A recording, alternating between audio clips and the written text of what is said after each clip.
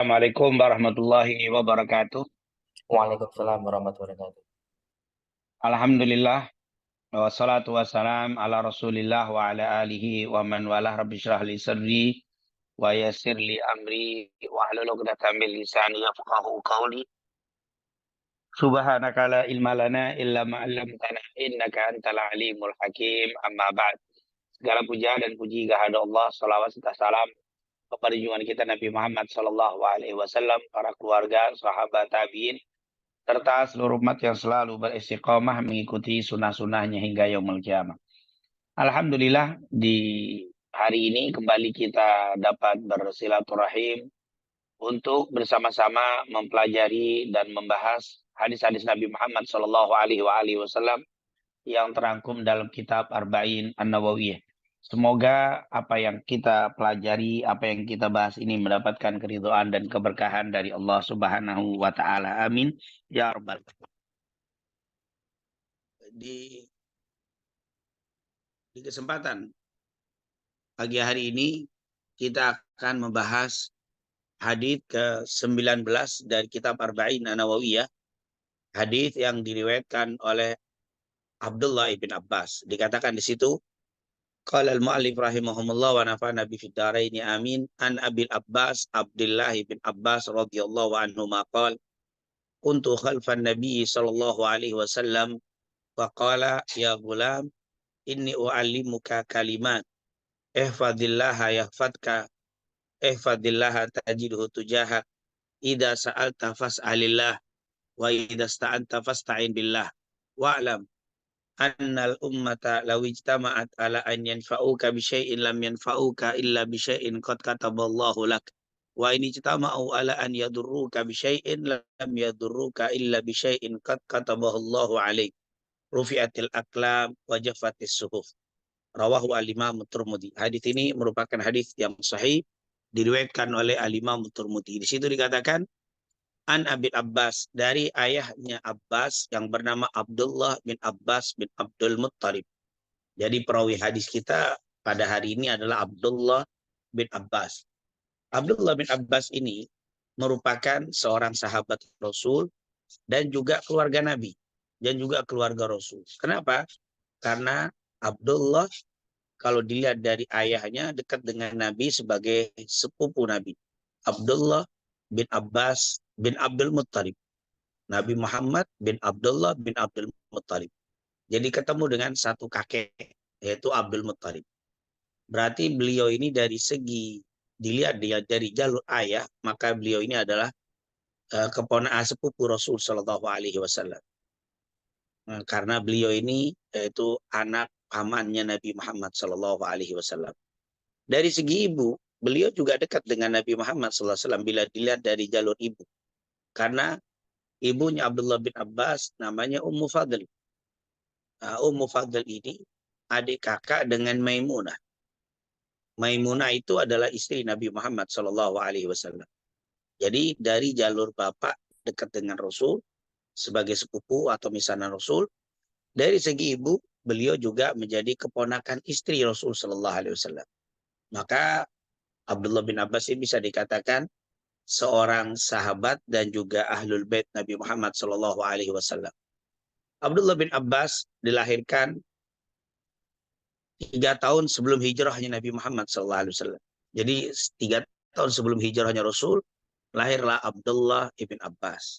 Maka para ulama memasukkan Abdullah bin Abbas sebagai sahabat Rasul yang bernama Abdullah yang usianya kanak-kanak tetapi memiliki keilmuan yang luar biasa. Maka disebut dengan abadilah. Jadi abadilah sahabat-sahabat Nabi yang bernama Abdullah yang kecil-kecil tapi memiliki keilmuan yang tinggi adalah Abdullah bin Abbas, Abdullah bin Amr bin As, Abdullah bin Umar, dan juga Abdullah bin Zubair ibn Awwam. Nah, ini merupakan sahabat-sahabat kecil, tapi mereka ini empat ini, Abdullah bin Abbas, Abdullah bin Zubair, Abdullah bin Awwam, Abdullah ibn Amr ibn As, dan Abdullah bin Umar adalah termasuk sahabat-sahabat yang banyak memberikan fatwa. Nah, kalau sudah banyak memberikan fatwa berarti menjadi sumber menjadi sumber keilmuan di masa itu. Nah, ini adalah Abdullah bin Abbas. Abdullah bin Abbas ini lahir ketika para sahabat dan juga Nabi Muhammad sedang dalam keadaan di hisor atau boikot atau diembargo. Jadi dulu orang-orang kafir Quraisy Mekah itu pernah memboikot Nabi Muhammad dan kaum muslimin dan juga Bani Hashim. Mereka diboikot dengan tidak diadakan dengan mereka, dengan Rasul dan kaum muslimin waktu itu tidak diadakan perdagangan. Mereka tidak melayani orang-orang yang membeli dari orang-orang muslimin. Mereka juga tidak mau membeli dari orang muslimin. Jadi mereka di boikot di wilayah namanya yaitu Bani Hashim. Di Wadi Bani Hashim, di lembah itu mereka di boikot. Nah, saat pemboikotan itu terjadi, lahirlah Abdullah ibn Abbas radhiyallahu anhu. Abdullah bin Abbas ini nanti meninggal pada tahun 68 Hijriah di kota Taif. Makanya sampai sekarang banyak orang yang berumroh atau berhaji, mereka mengunjungi Taif. Ya, kota Taif ini adalah wilayah yang terkenal di situ ada Masjid Abdullah bin Abbas. Sebenarnya Masjid Abdullah bin Abbas ini bukan masjid yang dibangun Abdullah bin Abbas. Tapi karena di wilayah itu ada kuburan Abdullah bin Abbas, karena Abdullah bin Abbas wafat di sana, maka dikenallah Masjid Abdullah bin Abbas. Sekali lagi itu bukan masjid dibangun oleh Abdullah bin Abbas, tapi itu masjid yang dibangun di masa setelah sahabat. Dan Abdullah bin Abbas meninggal di kota Taif pada tahun 68 Hijriah. Ada yang mengatakan meriwayatkan hadis sebanyak 1662 hadis atau 1660 hadis. Dan kisah Abdullah bin Abbas ini sangat banyak sekali. Salah satunya Abdullah bin Abbas itu seringkali di waktu masa kanak-kanaknya. Karena Abdullah bin Abbas ini waktu Rasulullah meninggal dunia, Abdullah bin Abbas baru berusia 10 tahun. Masih kanak-kanak. Abdullah bin Abbas itu sering ke rumah bibinya, Maimunah radhiyallahu anha. Beliau sering bermain-main ke rumah Maimunah dengan harapan Abdullah Abbas kecil ini bisa bertemu dengan Rasul. Bisa melihat apa yang dilakukan Rasul. Maka Rasulullah sangat mencintai Abdullah bin Abbas si kecil ini. Sampai-sampai sekali waktu ketika Rasulullah SAW hendak mandi, ternyata air itu sudah tersedia. Tidak seperti biasanya. Biasanya Rasulullah mengambil sendiri. Tapi ini tiba-tiba di kamar mandi sudah ada air. Maka Rasulullah bertanya kepada istrinya yang bernama Maimunah radhiyallahu anha, siapa yang mempersiapkan air ini wahai Maimunah? Maka Maimunah radhiyallahu anha menunjuk yang saat itu kebetulan Abdullah bin Abbas berdiri tidak jauh dari Rasulullah SAW. Nah, tidak jauh dari Maimunah, dekat di antara mereka. Maka Maimunah bilang itu ditunjuk Abdullah bin Abbas, si kecil itu Abdullah bin Abbas yang menyiapkan air untukmu ya Rasul. Maka saat itu Abdullah bin Abbas dipanggil oleh Nabi, lalu dipegang kepalanya sambil mengatakan, Allahumma faqihu fid din wa alimhu ta'wil. Allahumma faqihu fid din wa alimhu ta'wil. Ya Allah, berikanlah kepadanya pemahaman dalam urusan agama dan ajarkan kepadanya ilmu ta'wil atau ilmu tafsir. Jadi Abdullah bin Abbas ini memang dari masa kanak-kanaknya itu sudah luar biasa memiliki kedudukan yang sangat dekat dengan Rasulullah SAW. Bukan hanya dilihat dari segi nasab, tapi juga dari perilaku. Si kecil ini sudah dari masa kanak-kanaknya mencintai Rasulullah. Si kecil ini dari masa kanak-kanaknya sudah berusaha untuk membantu Rasulullah SAW. Makanya Rasulullah mendoakan untuk beliau Abdullah bin Abbas dengan mengatakan Allahumma faqihu fid din wa alimhu ta'wil. Ya Allah ajarkan kepadanya ilmu agama dan ilmu ta'wil atau ilmu tafsir. Dengan didasari doa dari Rasul, lalu semangat Abdullah bin Abbas yang luar biasa dalam menuntut ilmu, dan akhirnya beliau menjadi tokoh di antara para sahabat yang memiliki keilmuan yang luar biasa. Dan termasuk deretan atau menjadi ulama-ulama besar di masa sahabat Rasulullah SAW. Bahkan beliau sering dipanggil dengan julukan Turjumanul Quran. Yaitu Turjumanul Quran artinya penterjemah, penafsir Al-Quranul Karim. Beliau sangat terkenal di dalam keahliannya di dalam menafsirkan Al-Quran, yaitu tergolong dari golongan mufassir dari golongan sahabat Nabi Muhammad Shallallahu Alaihi Wasallam. Dan selain itu Abdullah bin Abbas memiliki keutamaan yang luar biasa. Beliau pernah melihat langsung malaikat Jibril alaihissalam yang sedang berbicara dengan Rasul.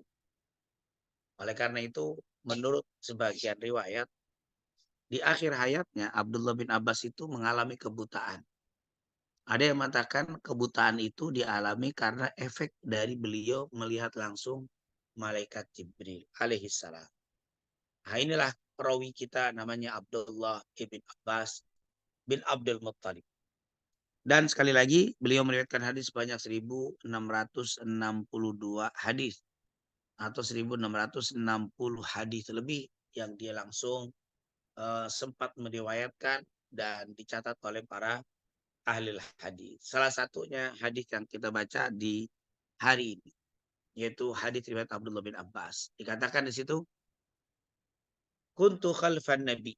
Kata Abdullah bin Abbas, dulu saya pernah duduk di belakang Nabi.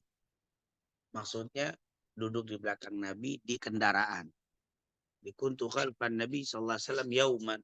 Suatu hari saya duduk bersama Rasul sallallahu alaihi wasallam di kendaraan. Nah, kebetulan mungkin Rasulullah SAW sedang mengendarai kuda atau mungkin sedang mengendarai unta. Nah, Abdullah bin Abbas ikut serta satu unta atau satu kuda bersama Rasulullah SAW. Nah, ini kalau sekarang mungkin bahasanya membonceng atau diboncengi Nabi. Tapi karena kendaraan dulu adalah unta dan kuda, berarti Abdullah bin Abbas berada di belakang Rasulullah mengendarai kuda atau unta yang dikendarai atau ya disetir ya bahasa kita mungkin dipegang oleh Rasul, tapi Abdullah bin Abbas berada di belakang. Kuntu khalfan Nabi sallallahu alaihi wasallam. Faqala, saat saya berada di belakang Nabi sallallahu alaihi wasallam, beliau Rasulullah SAW berkata, "Ya gulam, inni u'allimuka kalimat." Ternyata saat Rasulullah berada di atas kuda atau untanya, Abdullah bin Abbas ikut di belakang membonceng. Lalu saat itu Rasulullah mengatakan memberikan nasihat kepada Abdullah bin Abbas yang berada di belakangnya dengan mengatakan, "Ya gulam, ini wa'alimuka kalimat. Ya gulam, wahai anak kecil."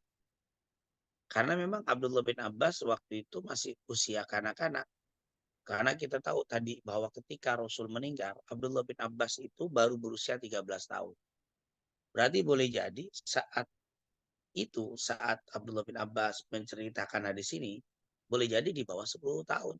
Bisa jadi 10 tahun, bisa jadi 7 tahun, atau 8 tahun. Saat itu dia mengendarai bersama Rasulullah SAW.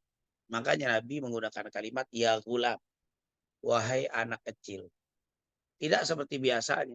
Rasulullah kalau di hadapan dengan orang dewasa, satu orang dipanggil namanya, ya Abu Bakar, ya Abu Bakrin, ya Umar. Nah, itu langsung. Atau kalau di depan orang banyak, Rasulullah suka bilang, ya ayuhan nas, wahai manusia, wahai para sahabatku. Tapi ini berbeda dengan mengatakan, ya gulam, wahai anak kecil. Kenapa? Ya karena memang kita tahu sejarah Abdullah bin Abbas itu masih kanak-kanak. Bahkan saat Nabi meninggal saja baru usia, saat itu boleh jadi dalam usia 8, 9, atau 10. Intinya masih sangat kecil. Maka Rasulullah memanggilnya dengan kalimat ya gulam. Ya gulam, wahai anak kecil, kata Nabi. Ini sesungguhnya aku muka mengajarkan kepadamu, wahai anak kecil, beberapa kalimat. Jadi ini adalah nasihat Rasulullah SAW untuk anak-anak yang saat itu ditujukan kepada Abdullah ibn Abbas. Tapi walaupun ini hadis sebab riwayatnya karena kejadian dengan Abdullah bin Abbas, bukan berarti hadis ini khusus untuk Abdullah bin Abbas. Karena kata para ulama, al-ibratu bi umumil lafzi la bi khususi sabab. Yang menjadi pelajaran itu adalah keumuman ayat, bukan kekhususan sebab. Memang sebabnya terjadi pada Abdullah bin Abbas, tapi pelajarannya berguna, berfungsi, berlaku untuk semua umat. Nah, ini disebut al-ibratu bi umumil lafzi la bi khusus sabab. Yang menjadi patokan itu adalah keumuman kalimat, bukan sebab. Memang sebabnya berkaitan dengan Abdullah bin Abbas, tapi berlaku untuk umum. Memang ucapan Nabi untuk anak kecil, tapi berlaku juga untuk dewasa. Ini adalah merupakan kesepakatan para ulama. Oleh karena itu Abdullah bin Abbas pun menceritakan apa yang dia dapat dari Rasul, karena dia tahu ini bukan khusus untuk dirinya, ini bukan khusus untuk beliau saja, tapi untuk yang lain. Maka dia sampaikan apa yang disampaikan Rasulullah Shallallahu Alaihi Wasallam. Dikatakan di situ, ya gulam, ini muka kalimat. Wahai anak kecil, aku akan berikan kepadamu beberapa kalimat. Artinya beberapa nasihat, beberapa wasiat, beberapa kalimat yang singkat. Maka disebut kalimat, beberapa kalimat, beberapa nasihat. Karena memang Rasulullah SAW tahu yang menerima hadisnya saat itu adalah seorang anak kecil.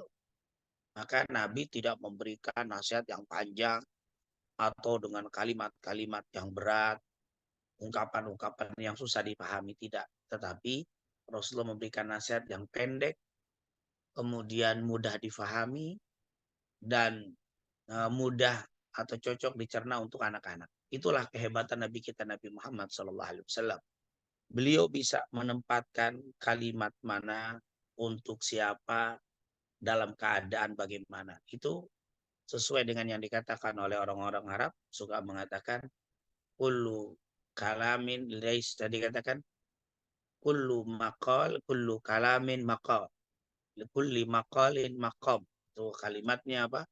Setiap perkataan ada tempatnya. Jadi orang pandai itu, orang cerdas itu bisa menempatkan kapan, di mana, apa yang harus saya ucapkan untuk menyesuaikan dengan kondisi yang saat kita berbicara. Likulli maqamin maqal. Di setiap tempat ada bicaranya. Arti ada gaya bicaranya di tempat itu berbeda dengan di tempat lain. Ada temanya. Di tempat ini temanya harus ini, di tempat itu harus itu. Artinya dia tahu bagaimana menempatkan tema yang akan dibicarakan dan bagaimana cara menyampaikan tema di tempat yang berbeda. Itulah kehebatan Rasulullah SAW. Ketika berbicara dengan anak-anak, maka Rasulullah menggunakan metode penyampaian seperti anak-anak yang mudah difahami oleh anak-anak. Begitu juga ketika Rasulullah nanti berbicara dengan wanita, maka ucapan itu mudah difahami oleh para wanita dan cocok. Nah, inilah menunjukkan fatonah, menunjukkan kecerdasan Nabi Muhammad SAW. Karena ada orang yang pintar, tapi dia waktu berbicara itu tidak sesuai dengan kondisi orang yang diajak bicara, sehingga pembicaraannya kurang nyambung, kurang connect. Gitu. Atau dia berbicara dengan orang tapi suasana, kondisi, tempat tidak sesuai, maka itu juga kurang cerdas. Nah, orang cerdas itu dia bisa tahu, dia ngerti kapan pembicaraan ini dibicarakan, di mana, dengan siapa. Itulah Rasulullah Shallallahu Alaihi Wasallam. Nabi mengatakan, ya gulam, ini wa'alimuka kalimat. Wahai anak kecil, aku akan memberikan kepadamu beberapa nasihat. Yang pertama, ihfadillaha yahfadka. Kata Rasulullah, ihfadillaha, jagalah Allah, yahfadka, niscaya Allah akan menjaga. Ihfadillaha tajidhu tujaha. Jagalah Allah, niscaya Allah akan ada di depan. Nah, ini nasihat pertama dari Rasulullah untuk Abdullah bin Abbas dan untuk kita semuanya. Apa kata Nabi? Ihfadillah yahfadka. Jagalah Allah, niscaya Allah akan menjaga. Jagalah Allah, niscaya engkau akan dapati Allah di hadapan atau dekat dengan. Hikmah dari nasihat Rasulullah SAW ini sangat banyak sekali. Dengan kalimat ihfadillah, jagalah Allah. Tentu menjaga Allah bukan berarti menjaga secara fisik. Karena memang Allah tidak perlu penjagaan kita. Bahkan yang ada kita yang perlu dengan penjagaan Allah. Maka ketika menafsirkan tafsir dari surat Al-Ikhlas, itu dia kan qul huwallahu ahad, Allahus samad, lam yalid wa lam yulad wa lam yakul lahu kufuwan ahad. Ketika menafsirkan kalimat Allahus samad, artinya apa? Allah tempat bergantung. Allah terhadap Allah, seluruh makhluk butuh kepada Allah dan Allah tidak butuh dengan seluruh makhluk. Nah, jadi as-somad itu artinya semua makhluk butuh kepada Allah dan Allah tidak butuh dengan semua makhluk. Allah adalah tempat bergantung. Allah adalah tempat harapan dan seterusnya. Maka kalau kita katakan menjaga Allah atau jagalah Allah, niscaya kamu akan dijaga oleh Allah. Bukan berarti kita menjaga secara fisik karena Allah tidak butuh dengan penjagaan kita. Maksud ini seperti dengan ayat dikatakan apa? Dikatakan di situ jagalah Allah. Dikatakan tolonglah Allah, Allah akan menolong. Nah, itu ada kalimat tolonglah Allah, Allah akan menolong. Dikatakan di situ siapa yang menolong Allah? Nah, di sini sama. Jagalah Allah. Apakah Allah perlu penjagaan? Apakah Allah perlu pertolongan? Tidak. Justru kita lah yang perlu pertolongan, perlu penjagaan dari Allah. Allah tidak membutuhkan penjagaan pertolongan kita. Tapi maksud kata-kata ihfadillah, jagalah Allah, maksudnya kata ulama, ihfad syariat Allah. Katanya jagalah syariat-syariat Allah. Jadi kalimat ihfadillah artinya jagalah perintah-perintah Allah. Jagalah aturan-aturan Allah. Kerjakan apa yang diperintahkan, jauhi apa yang dilarang. Itu namanya menjaga Allah. Jadi kalimat menjaga Allah adalah menjaga syariatnya, menjaga aturannya, menjaga perintah-perintahnya, dan menjaga untuk selalu menjauhi larangan-larangan Allah. Itu namanya ihfadillah. Jadi Rasulullah SAW menyuruh kepada Abdullah bin Abbas dan kepada kita semuanya, jagalah Allah, jagalah syariatnya Allah. Perhatikan perintah-perintahnya, jauhi larangan-larangannya. Maka kalau kamu sudah menjaga perintah Allah, tentunya perintah Allah di sini kita tahu ada yang bersifat wajib, fardu, ada yang bersifat sunnah. Larangannya juga begitu, ada yang bersifat haram, ada yang bersifat makruh. Maka ketika Rasul mengatakan ifadillah, jagalah Allah, jagalah ibadah-ibadah yang wajib yang diperintahkan Allah. Jagalah ibadah-ibadah sunnah yang disunnahkan Nabi Muhammad SAW. Jauhilah larangan Allah yang wajib, yang disepakati keharamannya. Yang keempat, jagalah larangan-larangan Allah walaupun hanya sekedar makruh. Ini kalimat ihfadillah yahfadka. Jagalah Allah.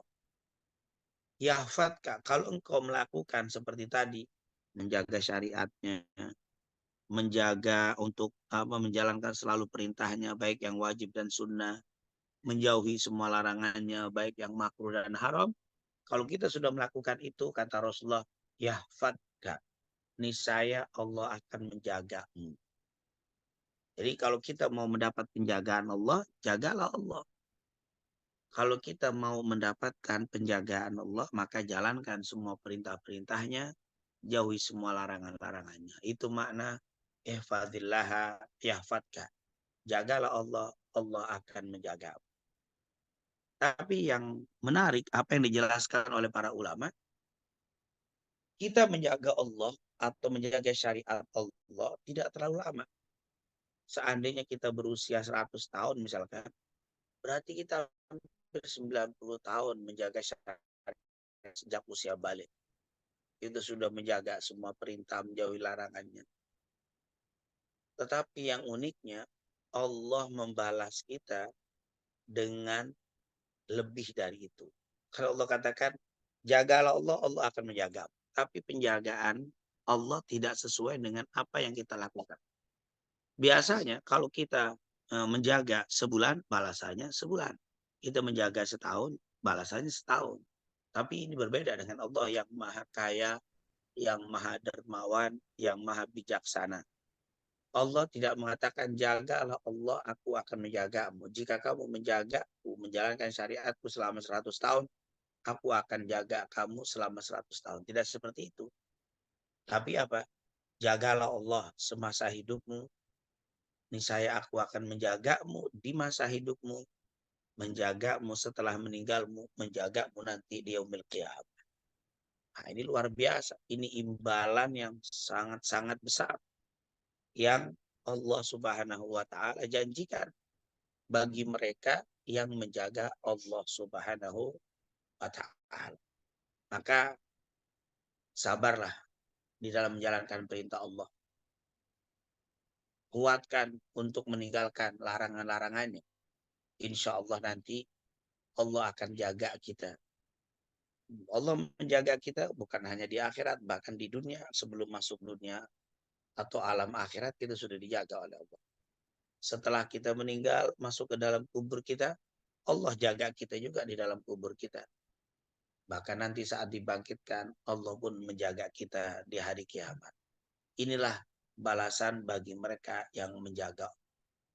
Maka Nabi bilang, ya gulam, ihfadillaha yahfadka. Wahai anak kecil, jagalah Allah. Di saya Allah akan menjaga. Ihfadillaha, jagalah Allah. Tajidhu tujahak. Engkau akan mendapatkan Allah di hadapanmu. Artinya, ketika kita menjalankan perintah-perintah Allah dengan penuh keikhlasan, menjauhi semua larangan-larangan Allah, niscaya Allah akan selalu membantu kita. Niscaya Allah akan selalu memperhatikan kita. Niscaya Allah akan selalu dekat dengan kita. Ini adalah janji dari junjungan kita Nabi Muhammad SAW. Dan kita tahu, wama yantiqu anil hawa in huwa illa wahyun yuha. Ketika Nabi berbicara, itu bukan dari pikirannya, bukan dari idenya, bukan dari kemauannya, tetapi wama yantiqu anil hawa in huwa illa wahyun yuha, bahwa yang dibicarakan Nabi itu adalah wahyu yang diwahyukan kepadanya. Jadi ketika Rasulullah berkata, ya gulam ihfadillaha yahfadka, ihfadillaha tajidhu tujahak, adalah wahyu dari Allah Subhanahu wa taala. Kemudian itu nasihat pertama Rasulullah kepada Abdullah bin Abbas, yang tentunya berfungsi juga untuk kita semuanya. Kemudian ada nasihat yang kedua yang kita ambil pada pagi hari ini. Karena nasihatnya cukup banyak, jadi kita hanya mengambil dua nasihat. Idza sa'alta fas'alillah. Kalau kamu meminta, mintalah kepada Allah. Kata Rasulullah SAW. Wahai Abdullah bin Abbas, kalau kamu meminta, mintalah kepada Allah. Kenapa? Karena memang tidak ada yang bisa memberikan kepada kita kecuali dengan seizin Allah. Dengan berkat nikmat dari Allah, Allah berikan kemudahan bagi kita untuk mendapatkan apa yang kita inginkan. Bahkan seandainya sesuatu tadi sudah berada di tangan kita, tapi kalau Allah belum mengizinkan kepada kita untuk menikmatinya, tidak akan bisa menikmati apa yang ada di tangan kita. Ini merupakan nasihat wasiat Rasulullah kepada Abdullah bin Abbas dan kepada kita.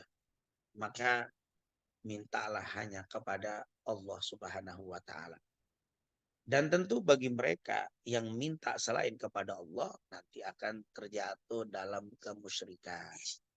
Siapapun tidak ada yang bisa memberi kepada kita kecuali Allah, kecuali dengan seizin Allah Subhanahu wa taala. Lalu kalau kita hanya dikatakan idza sa'alta fas'alillah, kalau engkau minta maka mintalah kepada Allah.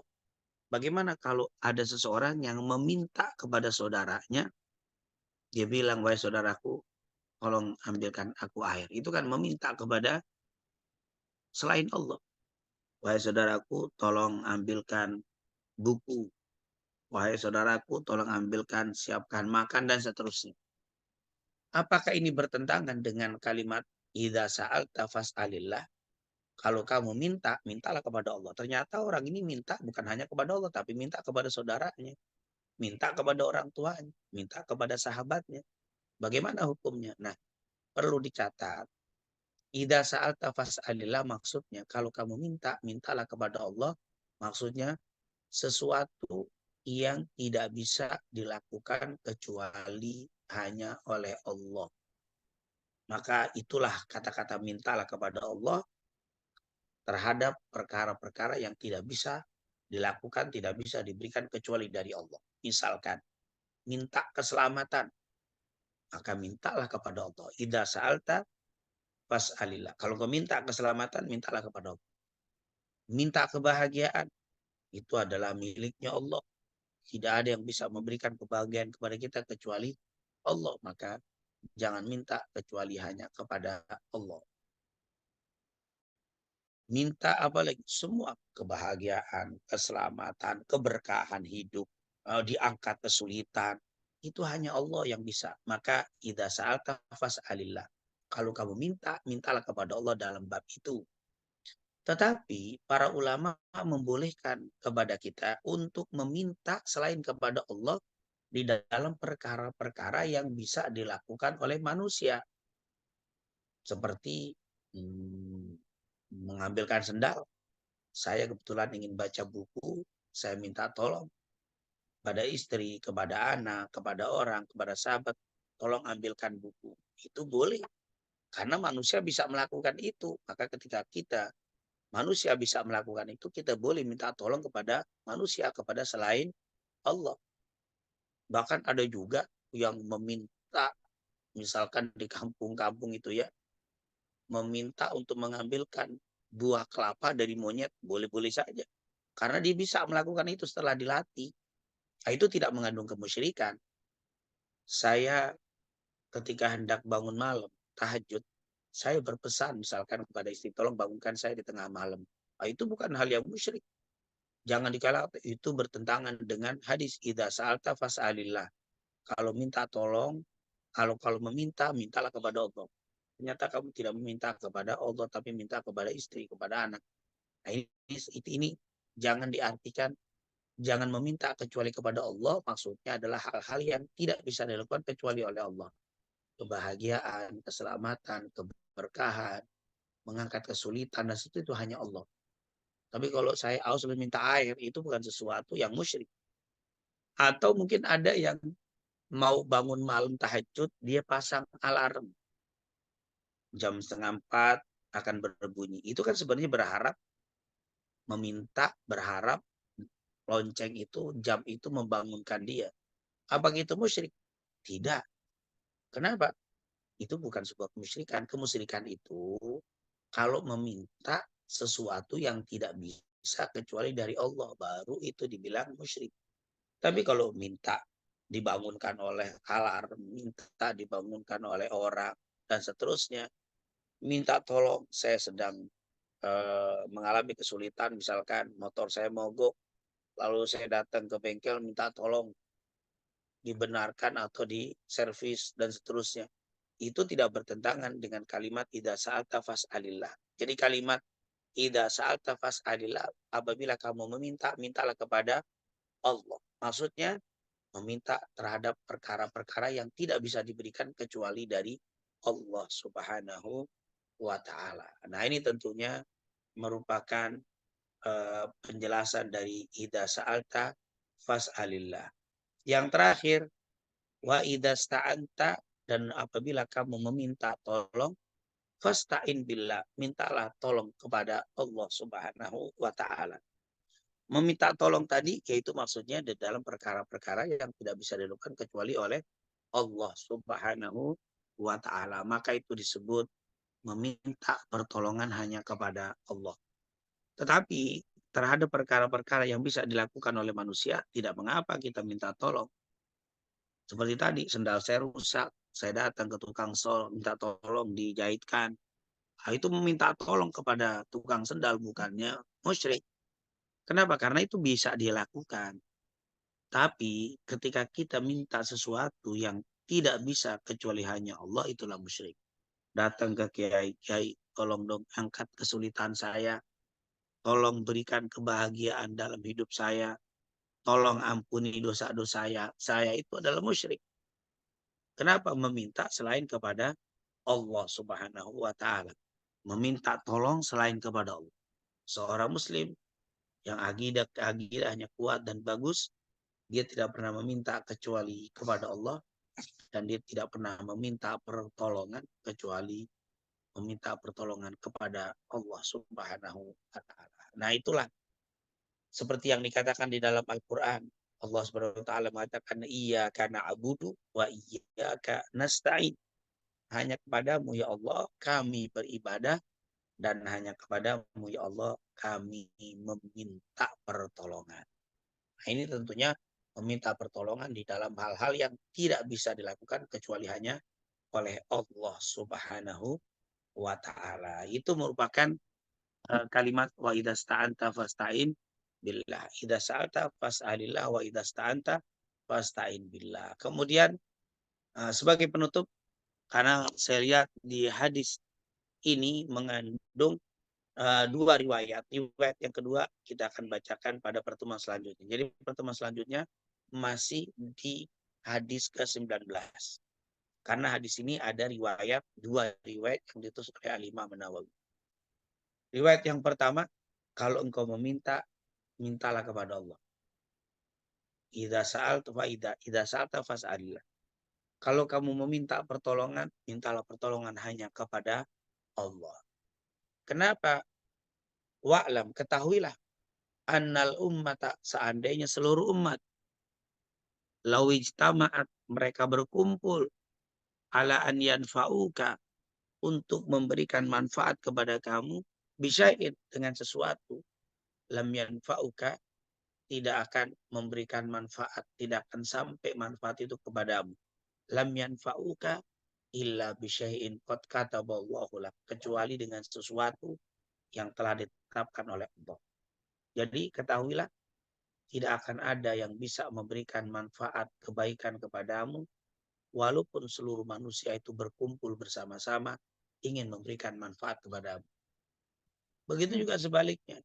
Wa ini citama'u ala an yadurruka, seandainya seluruh manusia berkumpul untuk memberikan bahaya kepadamu, lam yadurruk, tidak akan bisa memberikan keburukan kepadamu, illa bisyai'in qad kataballahu alaik, kecuali dengan sesuatu yang sudah ditetapkan Allah atas diri kalian. Berarti semua manusia seandainya berkumpul tidak bisa memberikan kebaikan. Seluruh manusia berkumpul untuk memberikan keburukan tidak akan bisa. Lalu bagaimana mungkin kita minta kebaikan dari 1, 2, 3, 4 orang? Lalu bagaimana kita bisa minta perlindungan supaya selamat dari mara bahaya dari 1, 2, 3, atau 4 orang? Padahal Allah bilang seandainya seluruh manusia berkumpul untuk memberikan kebaikan tidak akan mampu. Seandainya seluruh manusia berkumpul meminta untuk bisa memberikan kepada kita keburukan, tidak akan bisa memberikan keburukan kecuali apa yang telah ditentukan Allah. Kebaikan dan keburukan itu akan sampai. Tapi sebaliknya, seandainya seluruh manusia berkumpul bersama-sama untuk menghalangi kebaikan yang Allah berikan kepada kita, tidak akan mampu. Atau seluruh manusia berkumpul untuk bersama-sama memberikan bahaya kepada kita, tapi Allah belum tentukan, tidak akan pernah terjadi keburukan pada diri kita. Inilah akidah, inilah tauhid yang diajarkan Rasulullah kepada Abdullah ibn Abbas sebagai keponakan atau sebagai misal dan sahabat beliau. Kalau meminta, mintalah kepada Allah. Karena tidak ada yang bisa memberi kecuali Allah. Kalau meminta pertolongan, mintalah kepada Allah. Karena tidak ada yang bisa menolongmu kecuali Allah. Ketahuilah, seandainya seluruh manusia berusaha untuk memberikan kebaikan kepadamu, tapi tidak, dan Allah belum tentukan tidak akan sampai kepadamu, kecuali apa yang sudah ditentukan Allah. Seandainya seluruh manusia berusaha untuk mencelakai, untuk membahayakan diri, tapi Allah belum menentukan, maka tidak akan pernah keburukan itu menimpa dirimu sedikit pun. Rufi'atil aklam wajah fatis suhuf. Telah diangkat pena dan telah kering lembaran-lembaran. Artinya itulah takdir. Jadi kita dari lahir, bahkan sebelum lahir, sampai meninggal nanti, sudah ada catatan takdir dari Allah Subhanahu wa Ta'ala. Inilah mungkin yang bisa kita bahas secara singkat riwayat pertama di hadis ke-19, hadis yang diriwayatkan oleh Al-Imam Tirmidzi dengan sanad yang hasan sahih. Semoga apa yang kita pelajari ini mendapatkan keberkahan dan keridhaan dari Allah Subhanahu wa taala dan menambah kuatnya iman dan tauhid kita kepada Allah. Amin amin ya rabbal alamin. Alhamdulillah, jazakallahu kepada Ustadz yang telah menyampaikan materi kajian hadis Arba'in Nawawi ke-19.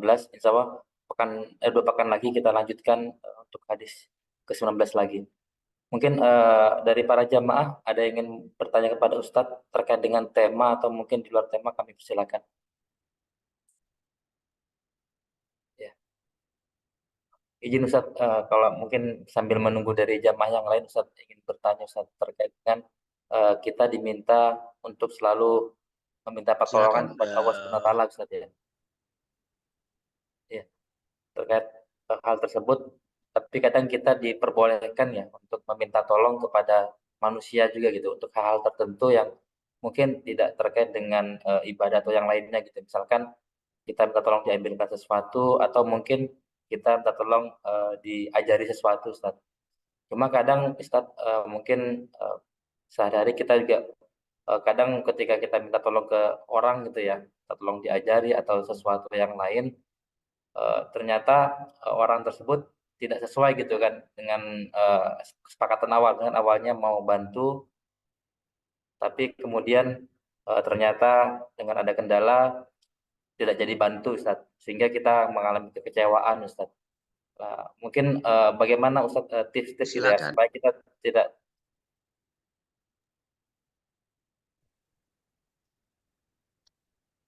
Ya, Ustaz, apa terdengar Ustaz suara saya, Ustaz?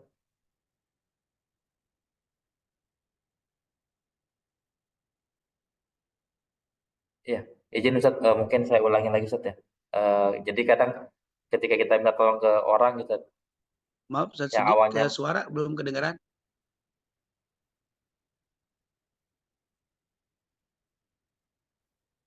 Kalau di sini jelas ya. eh, izin saya coba matikan video aja Ustaz ya.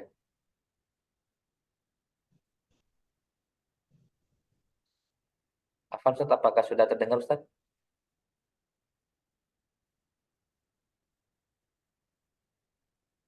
Mungkin di Pak Ustadznya Mas ada gangguan kayaknya. Oh iya, saya coba chat beliau aja dulu Pak ya. Terima kasih Pak Ade. Soalnya kalau di sini jelas nih, banget. Oh iya, saya coba chat beliau. Afan Ustaz, apakah terdengar Ustaz?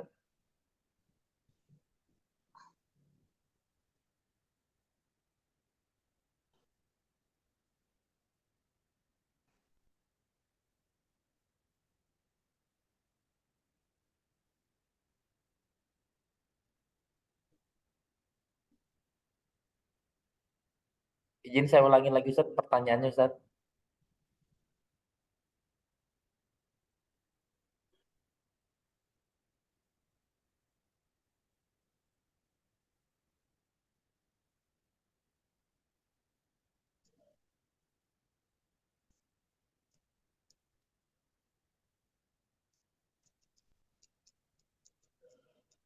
Baik Ustaz, izin saya chat aja Ustaz.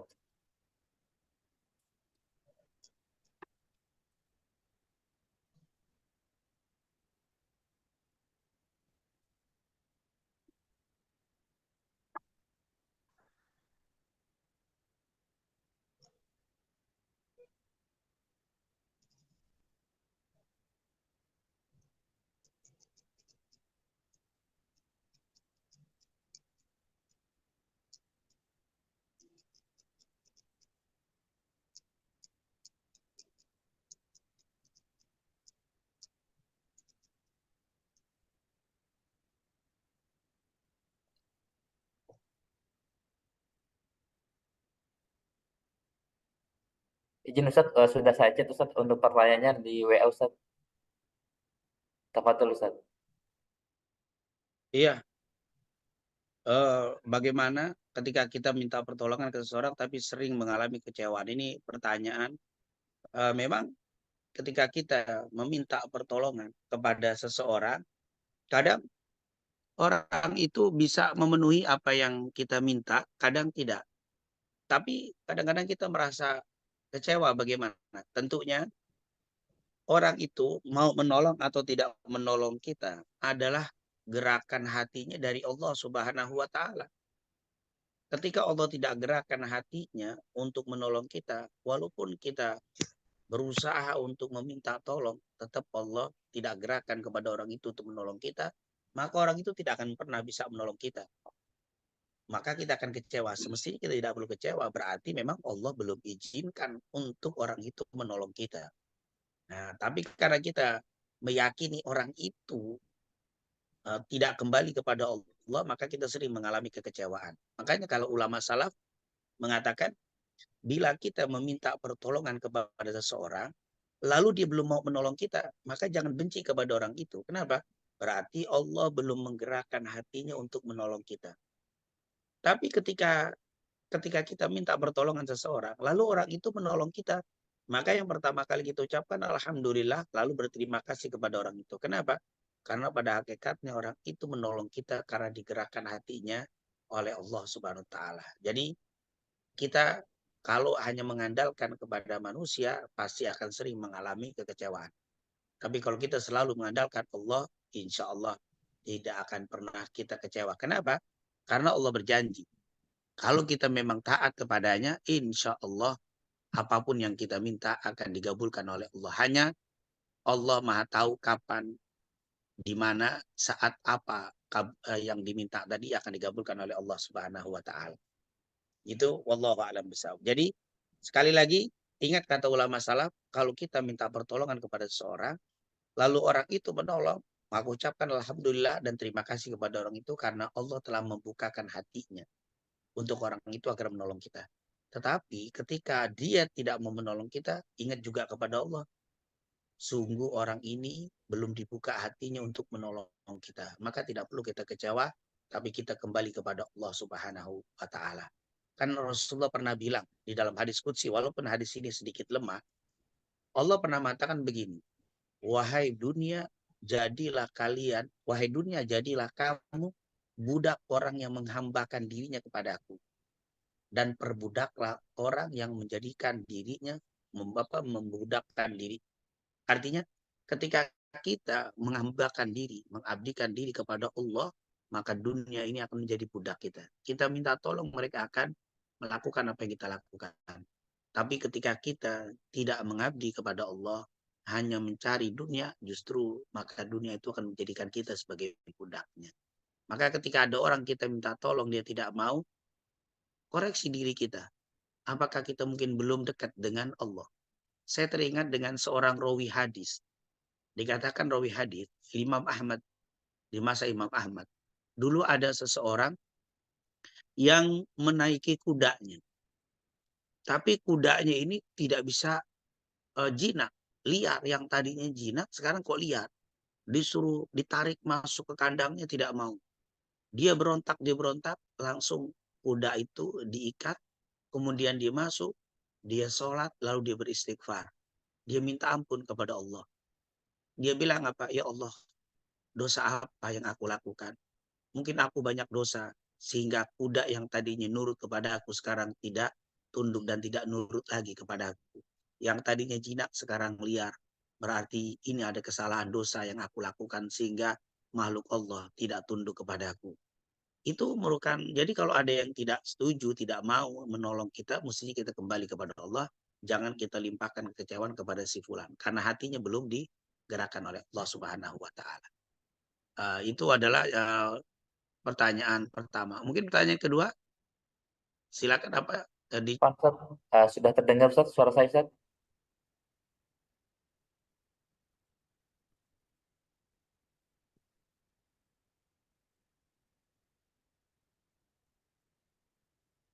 Apa Ustadz? Sepertinya belum terdengar Ustadz ya. Ada kendala.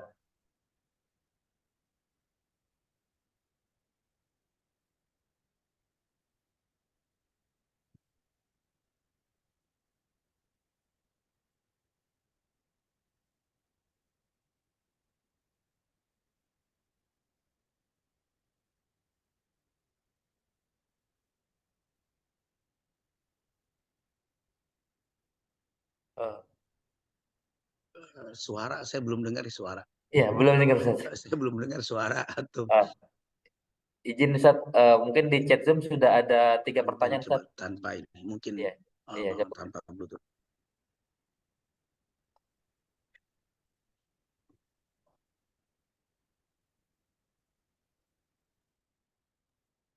Ya.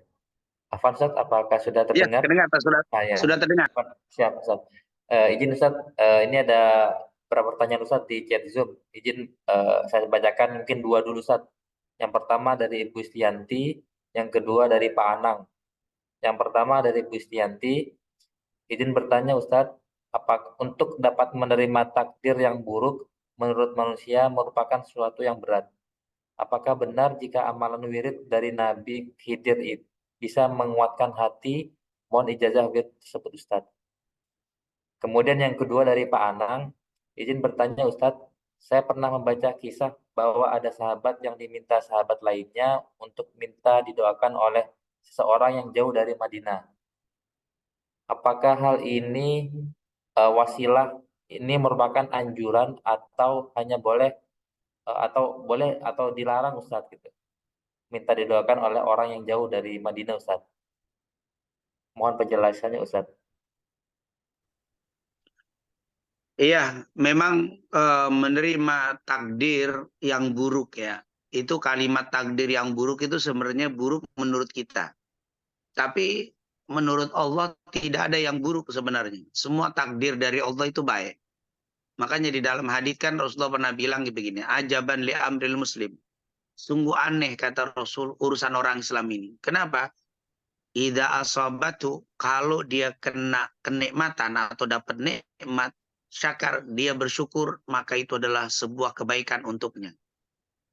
Kemudian yang kedua, apabila dia mendapatkan keburukan, lalu dia bersabar, itu adalah sebuah kebaikan darinya. Berarti baik dan buruk itu dalam pandangan Allah adalah baik semua. Cuman dalam pandangan manusia kadang-kadang ada yang disebut takdir buruk. Bahkan di dalam hadis Sahih Bukhari Muslim, Rasulullah pernah bilang begini, Man yuridillahu bi khairan yusib minhu. Siapa yang dikehendaki menjadi baik, Allah berikan musibah kepadanya. Jadi musibah itu juga takdir baik ternyata dalam pandangan Allah. Tapi kita manusia kadang-kadang ini takdir buruk. Nah, kenapa? Musibah yang menimpa kita, kalau kita ahli maksiat, ya, kalau kita ahli maksiat, kena musibah, musibah menjadi penghapus dosa-dosanya. Kalau kita bukan ahli maksiat kena musibah, berarti peninggi derajat. Berarti tidak ada musibah yang buruk dalam pandangan Islam. Tapi memang secara pandangan kasat manusia kita ini ngelihat, oh ini buruk, ini baik. Nah, mungkin kita lihat ini kata-kata buruk itu tidak sesuai dengan keinginan kita. Padahal boleh jadi asa an tuhibbu syai'an fahuwa syarrul lakum wa asa an takrahu syai'an fahuwa khairul lakum. Allah mengatakan boleh jadi kamu tidak suka dengan apa yang aku berikan kepadamu, tapi ketahuilah itu lebih baik untukmu. Boleh jadi engkau mencintai atau menginginkan sesuatu, tapi sesungguhnya itu lebih buruk untukmu atau buruk untukmu. Maka apapun yang Allah tetapkan kepada kita sebenarnya tidak ada takdir buruk. Yang buruk itu hanya ada di depan mata kita. Seandainya kita punya pemikiran seperti yang ditetapkan dalam Al-Quran dan hadis, oh berarti semua ketetapan yang Allah tetapkan itu baik. Maka kita akan menghadapi semua ketentuan takdir kita itu dengan riang, dengan senyum, dengan ridho dari Allah Subhanahu wa taala. Tapi mungkin karena memang keinginan kita tidak sesuai dengan ketentuan Allah, kadang-kadang dianggap itu sebuah buruk. Tapi tidak mengapa, ketika itu supaya kita kuat, sabar, yakin menerima ketentuan takdir dari Allah, dan dengan membaca wirid, boleh membaca wirid-wirid adkar-adkar yang disebutkan, baik itu wirid dari Nabi Khidir, wirid Nabi dari para anbiya, wirid dari para ulama, banyak wirid-wirid dari para ulama untuk memantapkan hati kita biar bisa menerima ketentuan yang kelihatannya di mata kita itu buruk. Dengan harapan dengan bacaan itu kita dijadikan apapun yang menimpa kita itu adalah kebaikan untuk kita.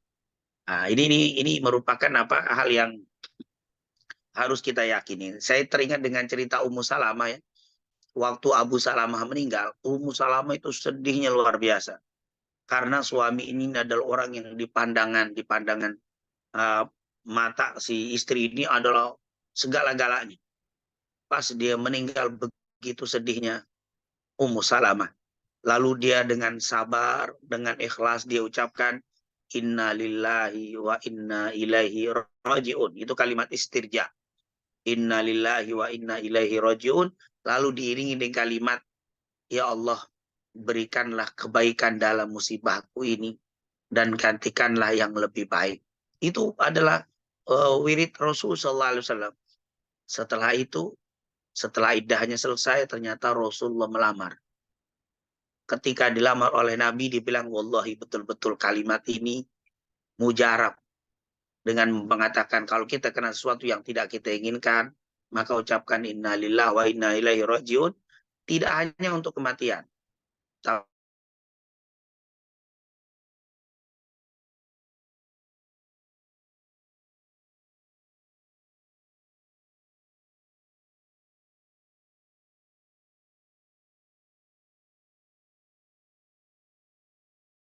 Kaget, ya Rasul, apakah gara-gara mati lampu kita mengucapkan innalillah? Semua sesuatu yang tidak kita inginkan terjadi, ucapkan innalillah wa inna ilaihi rajiun. Terus diiringi dengan kata-kata, ya Allah, gantikanlah musibahku ini dengan yang lebih baik, ketentuan ini dengan yang lebih baik. Pasti Allah akan berikan ketentuan takdir yang lebih baik. Nah itu sekali lagi. Terus untuk wirid-wirid yang dari para nabi ini tanpa ijazah pun sudah langsung diamalkan boleh. Yang penting jelas. Nah, kalau ditanya sama Ustadz, jelas nggak saat ini? Betul, iya. Dan isinya juga luar biasa berkaitan dengan apa yang sedang kena kepada kita, sesuai dengan apa yang terjadi pada diri kita. Amalkan, yakini dengan penuh kesabaran dan husnudzon kepada Allah. Insya Allah akan diganti dengan yang lebih baik. Yang hilang diganti dengan yang datang yang lebih baik. Yang diambil akan diganti oleh Allah dengan yang lebih baik, insya Allah. Dan yang terakhir tadi pertanyaan kedua saya lupa tuh. Izin Ustaz, dari Pak Anang pernah membaca kisah bahwa ada sahabat yang diminta sahabat lainnya untuk didoakan oleh seseorang yang jauh dari Madinah, Ustaz. Apakah itu anjuran atau larangan, Ustaz ya? Dulu saya teringat dengan cerita Umar bin Khattab ya. Itu cerita Umar bin Khattab waktu itu dia minta izin kepada Rasul. Ya Rasulullah, istadzantun Nabiyya sallallahu alaihi wasallam. Waktu itu kata Umar bin Khattab, saya waktu itu datang ke Rasulullah untuk minta izin mau melaksanakan ibadah umroh. Jadi waktu itu Umar bin Khattab minta izin kepada Nabi untuk melaksanakan ibadah umroh. Saat sebelum berangkat, Rasulullah berkata kepada Umar bin Khattab, la tansana ya ukhayya fi du'ai. Kata Rasulullah, wahai Umar bin Khattab, jangan melupakan saudara kami. Jangan melupakan saudara kalian. Jangan lupakan saudaramu. Jangan lupakan kami. Masukkan kami di dalam doamu saat nanti kamu umroh. Akhirnya Umar bin Khattab keluar dari Madinah dan di Mekah mendoakan Rasulullah yang berada di Madinah. Berarti di sini menunjukkan bahwa boleh kita berpesan doa atau menitip doa kepada orang yang sedang melaksanakan ibadah. Bahkan umroh, waktu itu Rasulullah mesen doa kepada Umar. Ini sekelas Rasul memesan doa kepada Umar, ini luar biasa. Mestinya kan Umar yang memesan doa sama Rasul, tapi Rasul memesan doa. Kenapa? Karena Umar berada di tempat ibadah, sedang melaksanakan ibadah. Maka kata Rasul, jangan kau lupakan kami, wahai Umar, untuk memasukkan doa-doa untuk kami. Di dalam doamu masukkan kami. Nah, ini menunjukkan bahwa boleh kita berpesan doa, terutama kepada orang yang sedang beribadah. Nah, kalau ada yang berangkat haji, jangan lupa ya doain saya. Nah, itu bagus. Mau pergi umrah, jangan lupa doain kami di sana. Iya. Jangan mesen, jangan lupa oleh-oleh. Oleh-oleh itu mah gampang bisa dicari di sini. Tapi yang penting itu doa. Dan juga di dalam hadis lain riwayat Imam Muslim dari Abu Dzar, Rasulullah pernah bersabda, "Ma min muslimin yad'u li akhihi bi dhahril ghaib illa qala al malaku amin wa laka bimithlin." Tidak ada seorang muslim yang mendoakan saudaranya sementara yang didoakan itu tidak ada di hadapannya, kecuali Allah berkata amin. Kecuali malaikat mengatakan amin, dan untukmu apa yang dia dapat.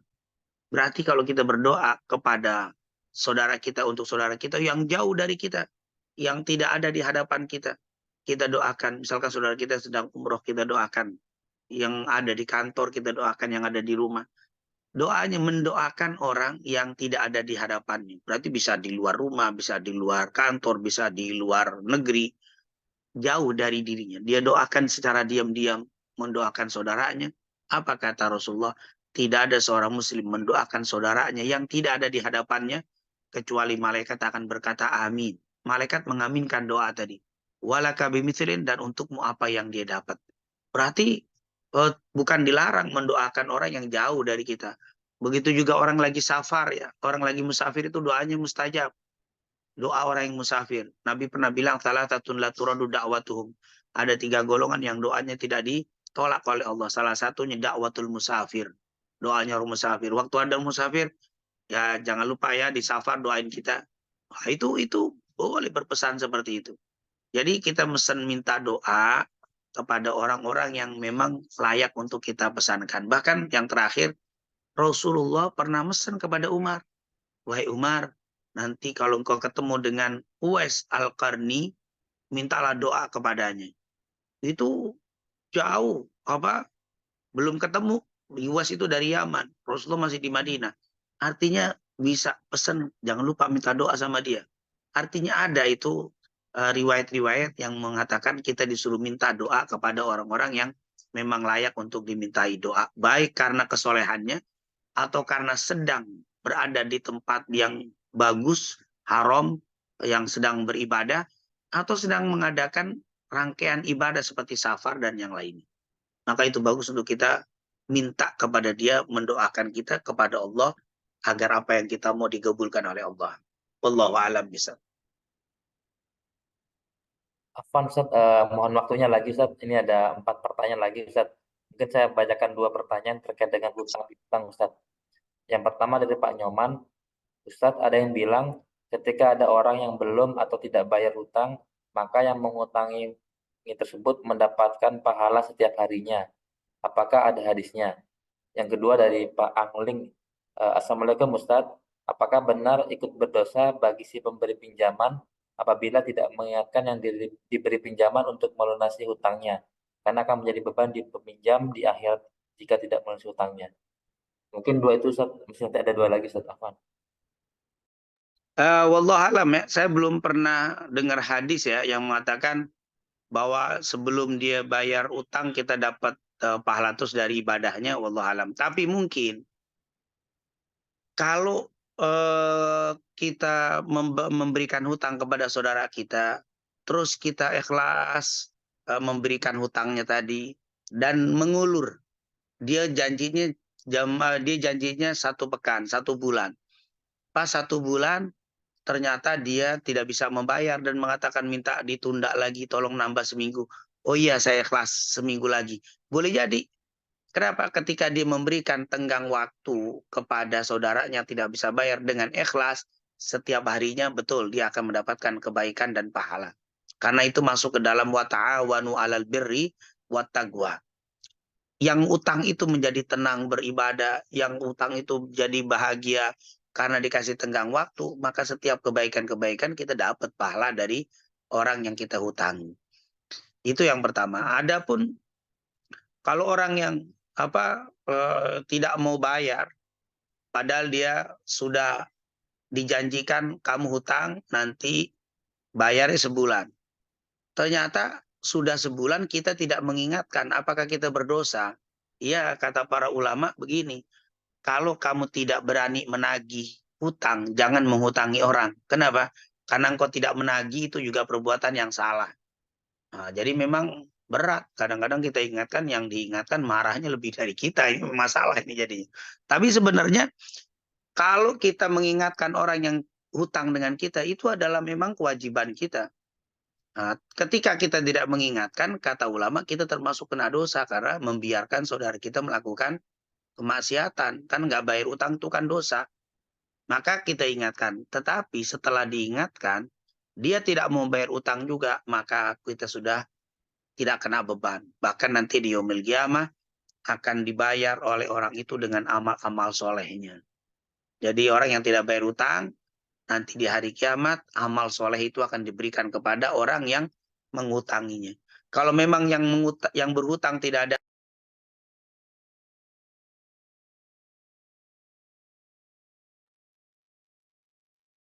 Afwan Ustaz, suaranya terputus Ustaz. Dan orang itu tidak mau bayar nanti di yaumil qiyamah. Tapi jangan berharap ngutangin orang biar nggak bayar, biar nanti diambil pahalanya. Nah, ini termasuk dosa kita karena berniat yang tidak baik. Maka sekali lagi tidak berlebihan kalau yang mengatakan siapa yang berhutang dan dia tidak mengingatkan termasuk dosa. Iya. Makanya ulama sering bilang kalau nggak berani mengingatkan orang yang berhutang, lebih baik jangan menghutangi orang. Wallahu a'lam bishawab. Jazakallah Ustaz atas penjelasannya. Afwan Ustaz, ini mungkin 3 pertanyaan terakhir Ustaz dari jamaah. Yang pertama dari Pak Anang, ada orang yang suka minum alkohol. Ketika ditegur, dia malah menjawab, sudah takdirnya dia suka minum gitu. Bagaimana cara menjelaskannya kaitannya dengan ketentuan bahwa takdir kita sudah ditulis Allah Subhanahu wa taala 50.000 tahun sebelumnya dilahirkan Ustaz. Kemudian dari hamba Allah yang pertama, bagaimana jika orang meminta ilmu ya kepada ustadz atau kiai berupa wil atau zikir sehingga kita merasa dipermudah dalam menagih hutang kepada seseorang atau dipermudah dalam menyelesaikan masalah. Bagaimana tanggapan dari Ustadz? Kemudian satu lagi Ustadz, ini dari Pak Hidayat, izin bertanya Ustadz terkait dengan sholat sunnah 2 rakaat sebelum subuh. Apakah sebaiknya dilakukan di rumah atau di masjid? Yang kedua, kalau kita sholat subuh di masjid sedangkan jeda waktu untuk sholat sunnahnya mepet, apakah mengutamakan sholat tahiyatul masjid atau sholat qobliyah Ustadz? Ya. Kita langsung yang di akhir dulu ya. Memang paling afdol tetap sholat sunnah itu di rumah. Itu sepakat. Rasulullah bilang yang paling afdol sholat itu di rumah. Sholat sunnah. Dikatakan oleh Rasulullah SAW, khairus sholat fi buyutikum, sebaik-baik sholat ada sholat di rumah kalian, illal maktubat, kecuali yang wajib. Tetapi yang jadi masalah kalau saya sholat di masjid, waktunya tidak ngepas. Apakah saya utamakan berjamaah atau sunnah? Berjamaah. Jadi jamaah itu lebih utama. Jadi ketika kita masuk ke masjid, sholat jamaah sudah mulai. Jangan sholat qobliyah, jangan sholat tahiyat. Langsung ikut sholat berjamaah dengan imam. Itu lebih afdol. Tapi Ustadz, saya biasanya qobliyah subuh gak pernah ketinggalan. Pas datang ke masjid ketinggalan, ikut sholat berjamaah dengan imam. Nanti setelah terbit matahari, silakan sholat qobliyah subuh di kodok. Itu diperbolehkan mengkodok sholat qobliyah subuh, tapi setelah terbit matahari. Nah, ini tentunya merupakan jawaban yang ketiga tadi ya. Nah, kemudian yang kedua, bagaimana meminta doa atau meminta doa wiritan atau kepada ustadz, kepada kiai, tolong doakan biar utang orang itu cepat bayar sama saya, boleh apa tidak boleh? itu diperbolehkan. Bukan hanya masalah utang, masalah apapun. Saya sedang mengalami musibah, sedang sakit. Ada orang yang soleh, tolong doakan saya biar Allah berikan kesembuhan. Boleh. Karena kita pernah dengar ya hadis-hadis Rasulullah cukup banyak. Ada seorang ibu yang punya penyakit ayan. Datang ke Rasulullah SAW. Ya Rasulullah, saya punya penyakit ayan. Tolong doakan saya biar disembuhkan oleh Allah. Maka Nabi mengatakan, in sobarti walakil jannah. Kalau sabar, kalau kamu sabar, Allah akan berikan kamu surga. Tapi kalau engkau mau, aku doakan semoga Allah memberikan kesembuhan kepadamu. Akhirnya perempuan itu bilang, kalau begitu aku bersabar ya Rasul. Tapi doakan aku ya Rasul, bila aku sedang kambuh, tidak terbuka auratku. Maka Nabi mendoakan, dan akhirnya orang itu kalau sakit tidak pernah terbuka auratnya. Intinya, pernah minta doa kepada Rasul. Nah kita sekarang tidak ada Rasul, maka ada pewarisnya Rasul. Orang-orang yang soleh, orang-orang baik, minta doa, diperbolehkan. Dan itu tidak mengandung kesyirikan. Yang nggak boleh minta kepada si fulan, kepada ustadz, tidak boleh. Tapi mintakan kepada Allah, biar Allah angkat kesulitan saya, ustadz. Doakan saya biar sehat. Doakan saya nih, saudara saya utang nggak bayar-bayar nih. Doakan sudah saya tagih, sudah saya ingatkan, nggak mau bayar. Boleh minta doa kepada ustadz atau kepada kiai, atau tidak minta didoakan, tapi minta doanya, minta wiridnya, biar kita bacakan. Boleh-boleh. Dan itu tidak ada yang mengandung bertentangan dengan syariat. Tidak ada yang mengandung pertentangan dengan syariat. Ustadz kan bisa minta sendiri. Iya, ketika kita soleh, ketika menjadi hamba Allah, kalau kita doa digabulkan. Tapi kita sadar diri, ternyata kita ini masih banyak maksiat. Sehingga doa kita kadang-kadang lambat untuk dikabulkan. Ketika ada orang soleh, kenapa kita tidak minta doa kepada mereka? Ini tentunya hal yang diperbolehkan. Kemudian yang pertanyaan awal tadi agak lupa saya itu yang pertama. Jadi ketika ada orang yang suka minum alkohol, Ustaz, terus kita Iya. tegur, dia malah bilang ini udah takdirnya, Ustaz. Iya, Gimana betul. cara menjelaskannya, Ustaz? Iya, saya teringat dengan cerita Umar bin Khattab radhiyallahu an. Umar bin Khattab itu pernah bawa pencuri, mencuri dan sudah kena nisab dan harus dipotong tangannya. Waktu hendak dipotong tangan sama Umar bin Khattab, si pencuri tadi protes, ya Amirul Mukminin, wahai Umar bin Khattab, lima kata tayadi, kenapa engkau potong tanganku? Bukankah aku mencuri ini juga sudah takdir dari Allah? Ini kan takdir aku mencuri. Kenapa engkau potong tanganku? Mestinya yang kau salahkan Allah. Kenapa dia mentakdirkan kepada aku sebagai pencuri? Kenapa aku ditakdirkan menjadi orang yang mencuri? Salah, engkau memotong aku ini salah. Karena ini aku mencuri karena takdir. Maka Umar bin Khattab langsung mengatakan, iya, aku motong tanganmu juga takdir. Nah, jadi aku potong tanganmu juga takdir dari Allah Subhanahu wa Ta'ala. Artinya apa? Umar bin Khattab mengatakan tidak boleh orang berdalil takdir di dalam kemaksiatan. Kamu sakit, takdir. Kamu ingin mencapai cita-cita nggak berhasil, takdir. Jadi, tapi kalau maksiat itu tidak pernah. Allah tidak pernah mentakdirkan orang untuk bermaksiat. Bahkan Allah melarang zina, Allah melarang mabuk, Allah melarang mencuri. Ketika kamu mencuri itu bukan takdir dari Allah, tapi kemauan, syahwatmu, hawa nafsumu. Jadi, maaf, takdir itu hanya berlaku kepada kebaikan dan keburukan dalam artian bukan maksiat. Tapi kalau maksiat tidak boleh dinisbatkan kepada Allah, karena Allah tidak suka dengan kemaksiatan. Tidak mungkin Allah menakdirkan orang untuk melakukan maksiat, padahal Allah sendiri tidak suka dengan kemaksiatan itu. Wallahu a'lam bishawab. Baik, Ustaz, jazakallahu, Ustaz. Mungkin ini satu lagi, Afwan, Ustaz, sedikit terkait dengan hutang lagi, Ustaz, dari Ibu Ria. Izin, Ustaz, balik lagi yang terkait hutang. Misal kita memberi hutang, tapi memang nggak pernah kita tagih, karena kita tahu beliau itu tidak mampu. Itu bolehkah, Ustaz, gitu, Ustaz? Apakah dosa atau tidak, Ustaz? Iya, kalau kita tahu itu orang tidak mampu, maka apakah kita berniat untuk bersedekah atau memang tetap harus dibayar? Maka di sini berbeda. Ketika kita niat untuk disedekahkan, saya yang tidak mampu, sudahlah saya ikhlaskan. Wah, itu merupakan menjadi sedekah yang luar biasa. Kata para ulama, siapa yang suka memberikan keringanan, kemudahan, mengangkat kesulitan seseorang, Allah akan mengangkat kesulitannya dunia wal akhirah. Makanya di dalam hadis, man nafasa an mu'minin kurba nafasallahu anhu kurba min kurabi yaumil qiyamah. Wa man yassara ala mu'sirin yassarallahu fid dunya wal akhirah. Siapa yang mengangkat kesulitan saudaranya, Allah akan angkat kesulitannya nanti di yaumil qiyamah. Siapa yang ngasih kemudahan kepada saudaranya, Allah akan berikan kemudahan dunia wal akhirah. Nah, ini luar biasa. Tapi saya niat saat bukan mau mengikhlaskan, tapi saya tetap berharap dia membayar, tapi saya tidak tagih. Kenapa? Karena saya tahu dia tidak mampu. Maka perlu dikasih tahu, perlu diingatkan, takutnya saudara kita itu lupa kalau dia punya utang. Maka diingatkan boleh, Bapak, Ibu, kalau memang ada rezeki, boleh segera membayar utang. Selesai. Artinya kita tidak Bapak harus membayar, itu kan memaksa atau tidak mentolerir kesulitan dia. Itu kan dengan kalimat, kalau maaf, kalau memang ada kelapangan rezeki, tolong disegerakan untuk membayar utangnya. Itu boleh tetap diingatkan. Walaupun dia tidak mampu. Setelah itu, dia akan jawab, oh iya terima kasih kalau ada, saya akan bayar. Ya sudah, kita biarkan sampai dia memiliki kemampuan. Tapi tetap harus diingatkan untuk melunasi bila memiliki kemampuan.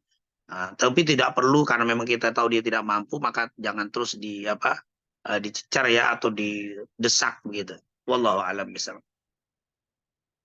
Baik Ustadz, Alhamdulillah semua pertanyaan sudah dijawab oleh Ustadz. Mohon maaf, ini sudah terlambat sekitar 26 menit Ustadz dari waktunya. Kami ucapkan terima kasih kepada Ustadz atas materi dan jawaban yang disampaikan.